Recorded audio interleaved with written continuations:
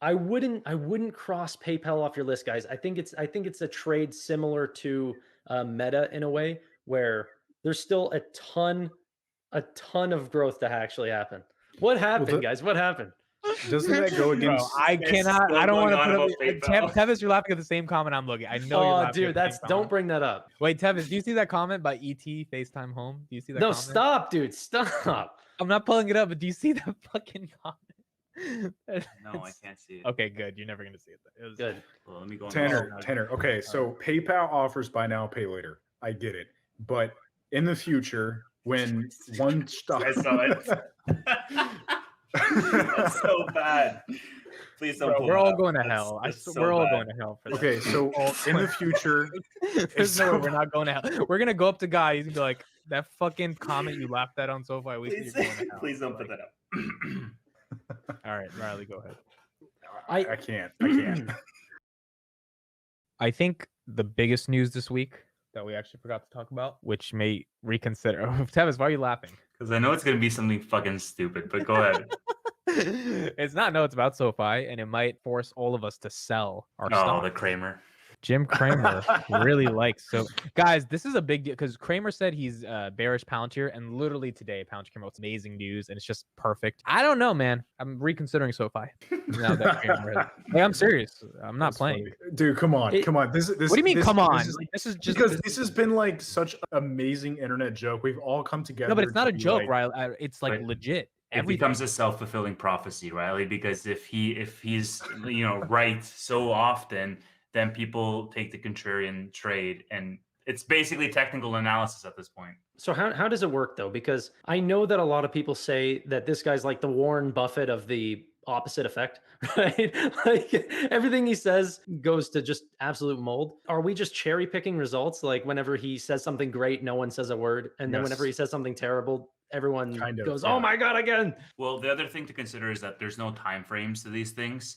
So Yeah. if SoFi goes down the next day, it's like, oh, Cramer. But if SoFi goes up for 3 months and then just crashes after a while for whatever, they're like, oh, Cramer. And so there's no real limitation in terms of like it's going to go up or down in this amount of time. This joke has gone so far that people believe it onto an nth degree to where this guy is actually like, I can't imagine being in Kramer's shoes anymore because of all the shit he gets. I Like, can. it's Kramer so gets paid funny. $12 million a year from CNBC to just talk Really? shit. Like, yeah. That's funny. That's great. Good for him. He was an ex hedge fund manager. Like he was really in the money management game, and then You now should he's on see there crying the- about Meta. And like, I was looking through some of his trades recently. This man said that Bear Stearns was a great buy back in 2007, right before its collapse. He said Wachovia was a great buy right before its absolute collapse. Like a 2010 bet on General Electric right before the largest stock decline in history. He said in 2010 he'd said sell out of Netflix due to increased competition. And then that went on to be like one of the best stocks of the decade. And he made the FANG acronym too. He said, "Do you feel as reassured by Binance as I do?" And then CZ is saying, Oh, Jim, yeah, please don't use Binance for the sake of everyone. Half joking. And then the news that, Binance and CZ were sued. he was a big Theranos bull too. I forgot that, bro. He put a $330 price target on Silicon Valley Bank a month before it went under. He put a 475 price target on Coinbase when it IPO. What did he think about Sam Bankman-Fried? What did he think about him? Or, Honestly, yeah, FTX. Oh, Yeah, so someone's asking exactly what he said. He said that, in a world of terrible regional banks declining and companies that are not profitable being terrible, SoFi is a standout in those, and that they could actually do what they're saying because of everything that we talk about on this weekly. But now I'm questioning everything. Every time a Philadelphia baseball team wins the World Series, a financial crisis happens. And he was rooting for the Phillies, and the people are like, fuck, like, please don't do it. Wow. Wow. That's hilarious. Wow. That's actually insane. going forward, I'm really interested in going into bank earnings. That's going to be really, really exciting to see who survived and who got crushed, or if it stayed completely flat. They're coming up soon, right? I know SoFi this week announced May 1st is their date. And so end of April, beginning of May is when we can expect the bank earnings to come up. Yeah, all the large bank earnings are the next 3 weeks. We got big ones next week and weeks after. So I love seeing a lot of these trends. If their lending portfolios are increasing or their deposits, where those are going, it usually points SoFi in a really good direction. And we usually show last comparatively. So if SoFi is a standout, that means that the stock could really run. I think we will be a standout. What's your predictions on Q1 and our numbers? Because last time you got it dead on. We might have to go the week How many before. new members?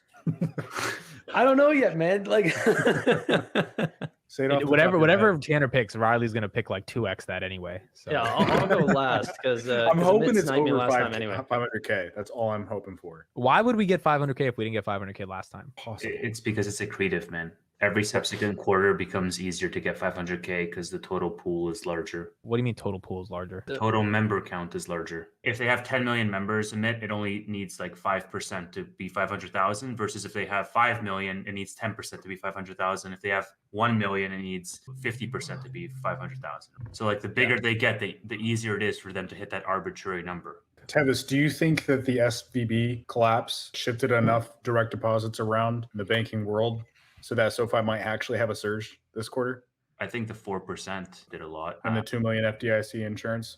I'm counter that motion. I think the 4% works, but not as well as people think. Look at Robinhood, look at all these companies offering even more APY than SoFi, and they're not seeing any new members. I don't know if that's necessarily a total sale. Now, that I'm not saying that SoFi won't be much larger than Robinhood, but it'll be for a lot more reasons than just offering a high savings rate. We offer this sort of niche community like I like their marketing is what I'm trying to state. Banking So- AI chatbots. Go ahead. I did do some research. Of course, after ChatGPT came out, a lot of people went to capitalize on it. There's a lot more view on different sectors of what chatbots can do for different companies. And these right now look like they are the top 5 AI chatbots for banking in particular. They're trying to sell their products to big banks. The product offering is kind of weak, in my opinion. They help customer support automation, make that easier. Personalized financial advice, that's very hard to do because if you have a chatbot that gives bad advice, you can get the FDIC on your ass. So I don't know how they do that, but they say they do that. SoFi will have their own personalized data. So even if they were competing with SoFi in the future, there's no way they would be able to beat SoFi with number 2. Account management, be able to like help you with transaction histories and transferring funds between accounts, which is kind of dumb. Like, why would you do that through a chatbot? Scheduling appointments and lead generation for banks. What do you guys think AI chatbots are going to be like for the future of banking? We know for 100% they're coming. Well, Pouncer just made an announcement, right, that they're bringing chatbots to businesses. So it seems like these are going to start coming. We've already had little small chatbots on like the side of your screen in the right-hand corner for like customer support. They're not at the level of what like a ChatGPT can use. So I mean, like banks connecting to either OpenAI's GPT API or building their own and really being able to help businesses and consumers use the bank. I mean, it seems like it's a no-brainer. I think there's a distinction between what we're talking about and we have to split it up. Chatbots get a bad rap because of how clunky they are. And whenever you're in a chatbot, it's just an if this then that statement that tries to narrow you down to whatever department so that they can actually route you to the appropriate human. So it's just a decision tree basically of saying, hi, how can I help you today? Checking, invest accounts, open a new account, problems, troubleshooting, and then you pick one and then it narrows you down that decision tree. That's a super rudimentary breakdown of chatbots today. In the future, one of the big distinctions, it's moving away from this pure idea of a chatbot being super reactive and more towards AI as a whole being more proactive. Understanding how you're using your data in your everyday banking and prompting you to have interesting insights of those groupings. So for example, my bank or QuickBooks does this really cool thing where I label a charge from Uber transportation so that in my reporting and analytics, it says, my breakdown of my expenses on transportation. And then it says, wait a minute, are you sure you want to keep these as transportation? But because this is Uber Eats and this is Uber Inc., for example, whereas a chatbot by nature is very reactive. You have prompt it for what you're looking for and then it spits out that data. How accurately it can do that goes all the way from a super basic decision matrix to say if this then that, all the way to ChatGPT, where it scrapes data and then presents that in such a way that it seems like human interaction with nuance. Let me give you all an example of what I think this could look like in the future, and tell me if I'm wrong, especially Tannor, since you are a financial advisor. I really do think chatbots in banking will take on the role of financial advisors, not to the full extent, of course, because there's legal issues.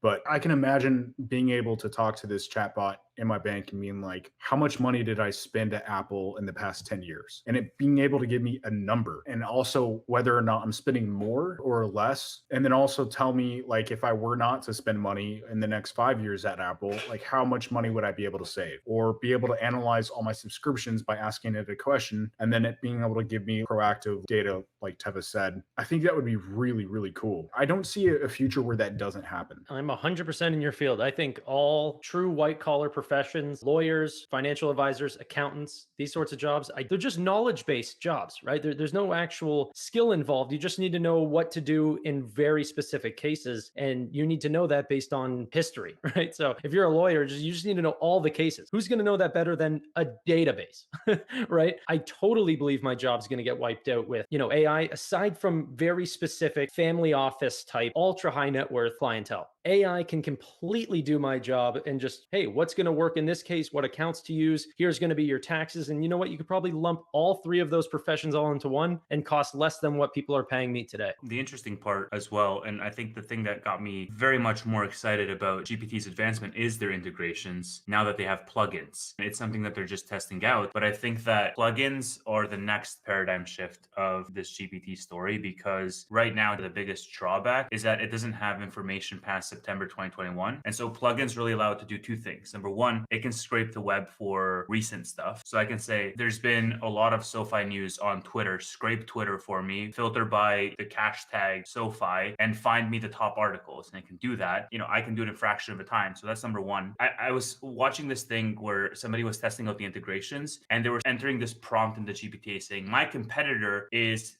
X public company. Can you please break down all of their traffic sources online? And it was going online to SimilarWeb, Sensor Tower, SEMrush, all of these different analytics, bypassing their paywall and giving you all the percentage breakdowns on their most recent month for this competitor. Game changer, because it aggregates for you and it saves you the effort of having to go one by one. One of the benefits of integrations is the fact that it can scrape recent data. The second is this idea of what Zapier does. If this, then that statements, right? It can basically integrate with your life. Like, for example, for myself, I use a Trello to just manage all of my tasks. Trello is just a Kanban board. I can go on to GPT and then integrate it with Trello and say, this is what my calendar is looking like. I have these extra things, make Trello cards in the appropriate categories for me, and then send me reminders for this. And it's basically like a full assistant. Why? Because it's not this thing that you ask in a sandbox, like this guru in the middle of nowhere. All of a sudden, it can plug in with everything that I use in my life, and then it can be the prompt for those things. So it makes informed decisions based on all of the other tools that you're already using. So you have to remove the brain power there. So I think that these two ways you can extrapolate to say, in the future of banking, extrapolate the same concepts and then plug in the banking aspect. So this is where being proactive comes into play, because it can integrate with all of these different parts in your life.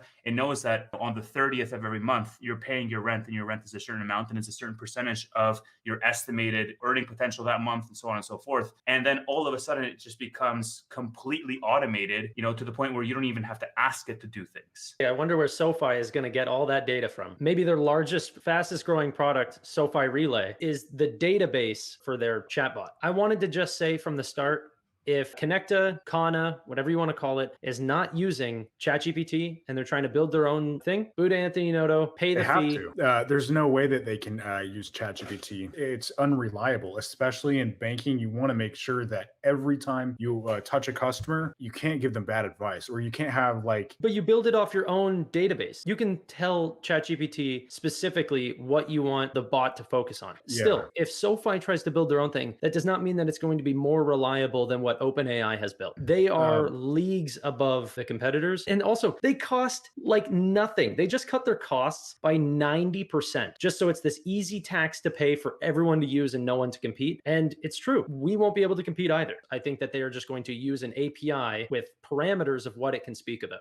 To your point, everybody cascading down is going to have all of these different, let's say, entry points that all lead to the same source, which is either Bard or GPT or Meta's new thing. It's maybe too early to call to say that OpenAI is the owner of everything of AI. But I do think it's going to be a case where there's a select few players. And if Galileo is trying to do their own thing, it's going to cost way too much. And it's just better to get a subscription with Microsoft to use Excel than get your own Excel. That would be a stupid play, in my opinion. And I don't know I don't know the background, but I know that engineers cost money and APIs can cost less. There's no point messing around when you can get a day one product. I think there's a problem with implementing a ChatGPT into a bank. If anything happens, like you have to prove like where you got this information from. For SoFi, it has to make sure that it's not going to give you any wrong information because that is detrimental and it will hurt SoFi's business because they will get a ton of fines. If you look at SoFi Learn, tons of articles that are curated by financial advisors inside SoFi on every topic under the sun when it comes to finance. And I really think that they might plug that information into an AI chatbot. So if you do have questions about anything finance related, Yeah, but what does that mean? Plug it into an AI chatbot. What does that mean? Get away from this paradigm of a chatbot. A Well, I mean- chatbot is just a nice frame to put the picture in. We're trying to imagine Sure, what sure, the picture is sure, going to sure. be. You don't think OpenAI has the ability to give them that information and just say, hey, just use this? I don't find the data to be the problem. There's answers out there for financial advice, and they're pretty set in their ways. It's mathematics. There's a right answer. You know what I mean? But whenever it comes to the actual chat bot or whatever, how is Galileo going to work out this perfect natural language model that works as well as ChatGPT? And I just wouldn't want to see them play in that realm. There are But legitimate no banks will experts be here. able to compete because from like 2015 to now, banks have had more and more partners than any time before. Like we have so many fintech partners. Sponsor Banks has fintech companies that they service to, but now the FDIC and all the government has to regulate all of these businesses now. They aren't in just the business of regulating banks anymore. They regulate companies using bank software. Like if I run the back office or the back sponsor bank for Robinhood, I have to make sure Robinhood is using my product, the bank funds and all these transfers in a legal way, or Robinhood's not going to get in trouble. It's going to be the sponsor bank that gets in trouble. So when it comes to ChatGPT offering this service to all of the banks,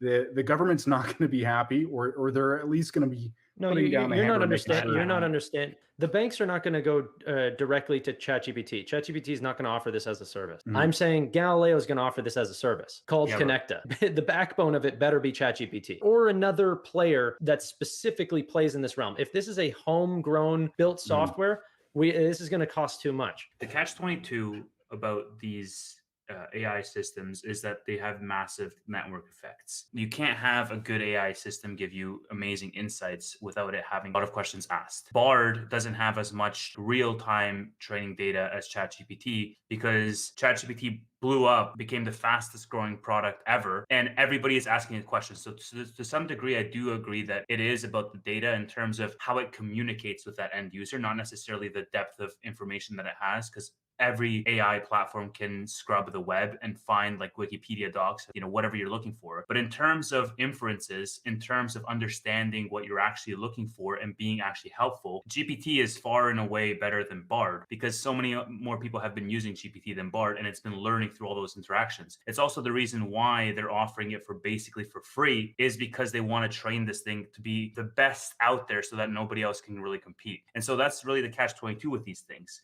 And if Galileo wants to do it through Connecta, and Connecta is just a repackaged, repurposed GPT that they're plugging into the API and then making it look pretty, that's fine. But they can't build it in-house either because it's going to be absolute garbage. It can't actually solve any use cases because not enough people are using it. And it can't get good until a lot of people are using it, hence the catch-22. I've seen a lot of charts that say that language models, just like ChatGPT, is going to get stupid cheap in the future. Wouldn't it be wise for SoFi to do it in-house? make sure that they have the most proprietary data possible, and then be able to compete in the future. It's not I mean, proprietary data to study a textbook. That's why I think that professional businesses are going to get wiped away so quickly, because it's easy dollars and cents. Like, what's your income? How much do you make? What do you want to do? How much do you have? Here's what you're paying in taxes. Straight numbers. Banking, I find, is pretty easy. It's not like full chatbot where you can ask it anything. Don't use a hammer when you need a screwdriver. GPT is not for all use cases. This is, a critique today of us having GPT and understanding the potential of it, and then trying to apply it to every single type of business. Conversely, I also think that this is an opportunity in the future for that personalization of these different systems, because we've been talking about inferences, right? We've been talking about how good these things are at different use cases. And I think that that's a possible direction it can go in. I can choose the model. And this is one thing I Close really a found. tab. What? Okay, ignore that. These are interesting to me because what OpenAI did was they actually had categories to judge the different models by.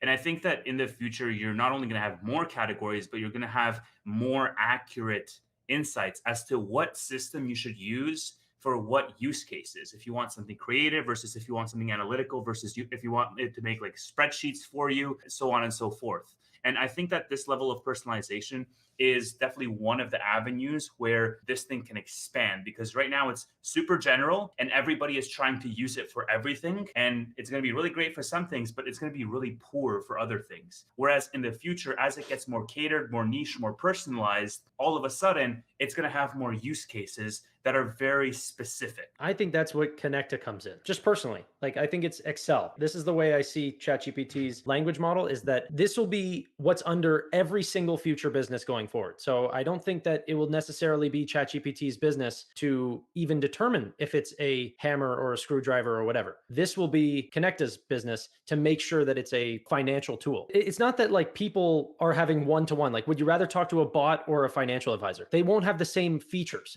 Yes, a human would be more personalized than a bot, but the bot will be 1/10 the cost. So would you rather have life insurance through me or life insurance through this bot? But then also the premiums are 15% cheaper. And then people start to go, okay, well, maybe the bot can mess up a couple times. I might have to regenerate a response. And to be honest, in probably a couple of years, you'll be able to call in and talk to the bot via your phone, and you won't even know. They'll be giving you the answers, but it's still just ChatGPT using a natural language model. It's specifically focused on all of these finance or all the textbooks that have gotten people like me their licenses. There's no way that I am going to know more than that language model. You know what I mean? I am more prone to mess up than this bot is. Let's move on to this comment. I'm 42 and it seems hard to get people my age range to switch to SoFi. You think it's a much easier sell with the younger generation? I'm not sure about people to change their existing institutions to get onto SoFi. What I do know is the reason why SoFi is targeting the younger demographics is because it's hard for people to switch. Just that mental shift, there's barriers to that. All of the statistics that we've said in the past multiple times around the lifetime value of a bank customer is also the reason why SoFi is targeting them when they're 18, 19, 20, so that when they're 30 and 40 and have some real expenses, they're still going to be on SoFi. I would argue also, and younger people are just more receptive to try something new. Like for me, I'm like, yeah, I'll switch to SoFi, no problem, right? It's not something that I think so deeply about. I'm not so ideologically ingrained in my ways. I also don't have a ton of money I have to transport. Whereas if you're in your 40s, you probably have a ton of money, mortgages, all this stuff that you would have to move to a new bank. So yeah, going after Gen Z makes way more sense. Different risk tolerance too. I just think as more features open up, even older people will be more willing to try new things. During COVID, whenever I was trying to get anyone to sign anything, I couldn't go to their house. I had to use DocuSign. The clients that are in 60s, 70s, and even 80s, they never wanted to touch this thing. But I forced them to. I said, you know what? We don't have any other option. Give it a try. The next document that I send them, I go, okay, well, do you want to meet or do you want to do DocuSign? Let's do DocuSign. It's easy once you try it. As features open up and it's more useful to use even, let's say, a digital dollar, for example, older people will make the switch just because it's that much more convenient. It's not easy to go to a branch. And I do think older people are making the switch just harder than younger people that are on YouTube and all of these, marketing places where they see the ads immediately. And that's their first choice. These big banks, in order to support their elderly customers, they have to keep all of these expensive channels open. So for instance, like a lot of banks by law still have to accept closing accounts via a letter in the mail. SoFi waives your right whenever you sign up through the web application.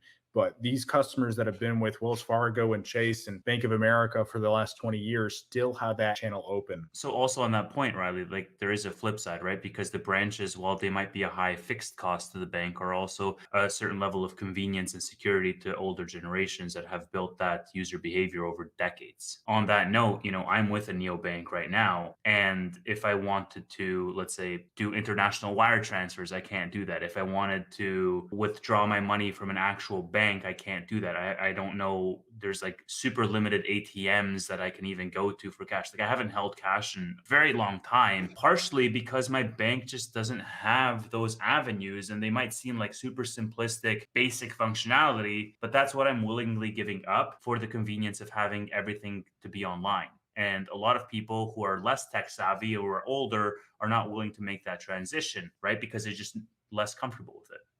Turns out that we on the SoFi Weekly podcast, along with Chris Hager, last Friday, were absolutely right. And on Monday, SoFi announced their Wyndham Capital purchase. They did not disclose an amount yet. We're probably going to see an amount leading up into Q1, but definitely at Q1 earnings. It's finalized, and SoFi has announced this formally on Monday. Any thoughts? I think we already analyzed why it's important, and Chris Hager did a good job. I guess the big elephant in the room now is how much money. And May 1st, we should get a decent. But it was also confirmed that it was all cash. Very important. Yeah. My worry is that they're going to tell us how much they paid by like saying a PE ratio or something like this, rather than price to sales, and then we still don't know who was closest. I just want under 300 million. I'll be happy. I think my initial range was 100 to 250. Gotcha. And I think all of us will be happy there. I think next week we should do a PayPal episode, or a section per PayPal. PayPal also has a buy now, pay later section as well. And this is the benchmark that we want to peg ourselves against. And we'll look terrible if we do so. I'm proud of you. I'm proud of you. I'm proud of you too, Amit. I'm proud. Proud of me for what? You didn't pick up on. Anyway, never mind. They're proud of me for what? What? There's something I was supposed to catch on? Was there a shower? No, worse. Close. Like when we started this whole thing, you had a negative view of buy now, pay later, but now has your opinion of buy now, pay later shifted since then? I never had a negative opinion on buy now, pay later. I had a negative opinion on buy now, pay later the way that SoFi offers it. Free, no interest. We already offer alternatives. Now, I've learned some things since then. The actual interchange fees that they take on buy now, pay later is even higher than credit cards. That is exciting. But that being said, I don't like no APY. And what happens if people don't pay back, right? It's taking on risk with little reward. Let me just speak on these numbers. Guys, look at the bottom here. This is PayPal. Transaction volume up 160% year over year. Buy now, pay later transactions up 200%. Customers up 105%. These are year over year statistics. This doesn't happen here in Canada. We don't have PayPal buy now, pay later. But once I was actually in Florida and I was buying something off Amazon, just because I had the Honey extension, which is owned by PayPal, it just pops up while I was shopping on Amazon. Hey, do you want to divide this into 4 different payments for free? Just out of nowhere. I didn't click anything. And how easy is that? Not only do they get my service, they get my transaction, and then they also get a buy now, pay later. It's absolutely amazing. Hopefully it allows for more transactions, these sorts of things to go through. Whether it's good or not for the actual customer, that's debatable. There's a lot of great things happening at PayPal, and I wish we would talk about other fintechs, because those are some serious numbers for a massive company. No one gives a fuck about PayPal. That's the problem. Yeah, but PayPal is also Venmo, and Venmo is really, really wanted. Bro, PayPal was cool like when Peter Thiel made it and sold it to eBay. Now it's just like, dude, poor guys presenting charts and numbers and stuff. So dismissive. Well, I get it. I don't mean to be dismissive. I'm just saying. No. Sorry, I completely get you, dude. No one uses PayPal in America, and that's not even true. No, I use it. I use it every week. I use it.